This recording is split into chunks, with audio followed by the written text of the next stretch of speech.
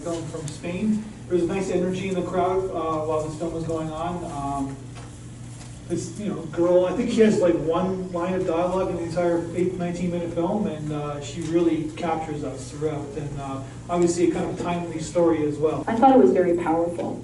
The main point for me is the fact that we think children don't understand what's going on, and they often know more than we think that they do. That we have to be careful with everything that we say and everything that we do, because they absorb everything, and they make and extrapolate conclusions that we don't realize that they're actually coming to. And they have a wisdom, a profound wisdom, that sometimes we actually miss. And I really enjoyed that sense of innocence, yet at the same time, she was angry enough to want to, she wanted to consciously harm this person because of the trauma that he had created in her family's life, but at the same time was innocent enough to not actually use something that was going to cause deadly harm.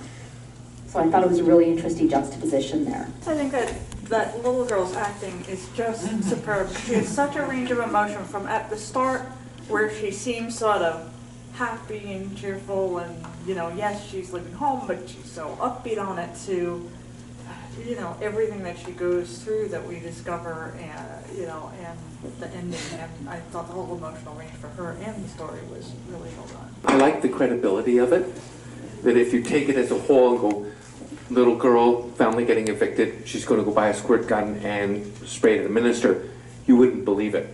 But the way the filmmaker took it and broke it down to a series of very credible actions and decisions, and each step of the way took you along for the ride. Usually in a situation like this, the children are at risk and they're the collateral damage. And if they do act, it becomes more like a comic book, like Home Alone. Yeah. And in this case, she was credible, she was believable, and what she did was entirely believable from her frame of reference. So I really liked where the film took us. Plays with our emotions in so many different ways. Like even the scene with the homeless man, where you're thinking, oh no, like something, because there's or at least I am, like, oh no, but then he turns out to be like pretty stand-up guy. It was very comfortable and very dramatical movie. I'm wondering how these kids that the age can play such as this. It's really impressive me. I never think about it as a reality.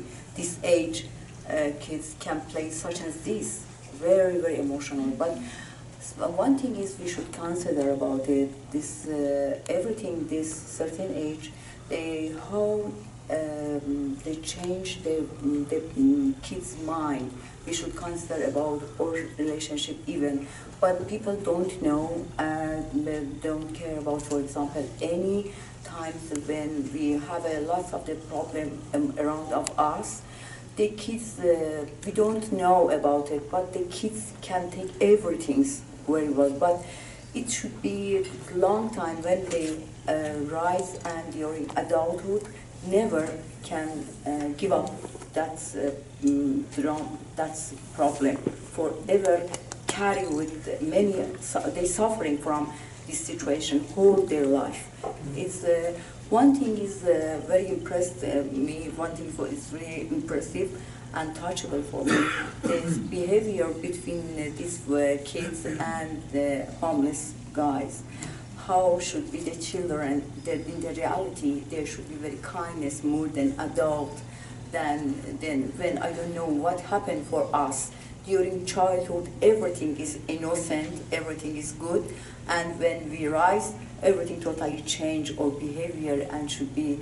It should be compared between childhood and adulthood according to psychological problem. And it's sort of like, just like jump a bit on what your point is, that she's close to the ground in many ways, and that's the filmmaker shoots. She's always looking up at the television. She's always looking up at her parents. She's always looking up at like seeing how these adults are affecting her world, because that's what adults do, right? A child just lives the world that adults are, like my daughter just lives the world that I'm giving her, right? So it's sort of like showing that kind of atmosphere that she's kind of creating the mind of her own, like what she thinks about the world right now.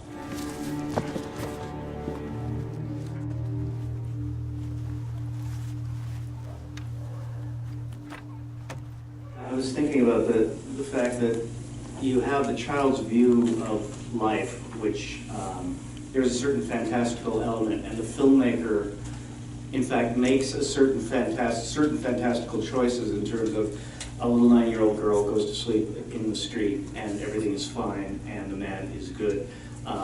She goes after the minister with the squirt gun and just walks away.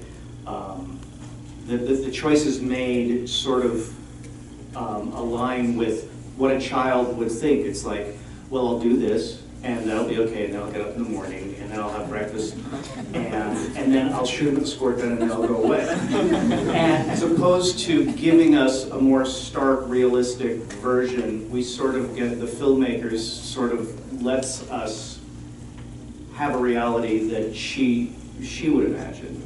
So things turn out the way the child would want, and that's what the filmmaker's approach was. I find the 3 films you've shown so far are so prescient to what's happening today in terms of the illegal immigration and children being separated from their families. And obviously these 3, because there are 3 very young people in these 3 films, and they're depicted with such a sort of intelligence and curiosity and resilience. And yet we go, what are we doing to our children when we put them in these kinds of situations where they have to react almost as adults? So it just made me really think of those children that right now are separated from their parents.